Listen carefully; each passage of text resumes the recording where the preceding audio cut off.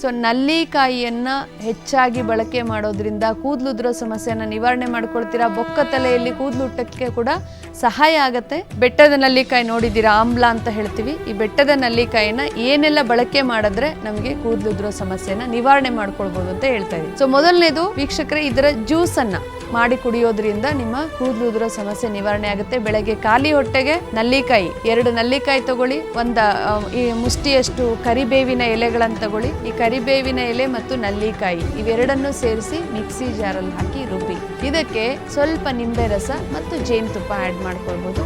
ಹಾಕಿ ಬೆಳಗ್ಗೆ ಎದ್ದ ತಕ್ಷಣ ಖಾಲಿ ಹೊಟ್ಟೆಗೆ ಈ ನಲ್ಲಿಕಾಯಿ ಜ್ಯೂಸನ್ನು ಕುಡಿತಾ ಬನ್ನಿ, ಕೂದಲುದ್ರೋ ಸಮಸ್ಯೆನ ನಿವಾರಣೆ ಮಾಡ್ಕೊಳ್ತೀರಾ. ಇನ್ನು ಹೇರ್ ಪ್ಯಾಕ್ ಹಾಕ್ಲಿಕ್ಕೆ ಇದೇ ನಲ್ಲಿಕಾಯಿ ಉಪಯೋಗಕ್ಕೆ ಬರುತ್ತೆ. ನಲ್ಲಿಕಾಯಿಯನ್ನು ತಗೊಳ್ಳಿ, ಕರಿಬೇವಿನ ಎಲೆ, ದಾಸವಾಳದ ಎಲೆ, ಸ್ವಲ್ಪ ಮೆಂತ್ಯ ಪೌಡರು ಮತ್ತು ಅಲೋವೆರಾ ಇದಿಷ್ಟನ್ನು ಮಿಕ್ಸಿಯಲ್ಲಿ ಹಾಕಿ ರುಬ್ಬಿ ಪೇಸ್ಟ್ ಮಾಡ್ಕೊಳ್ಳಿ.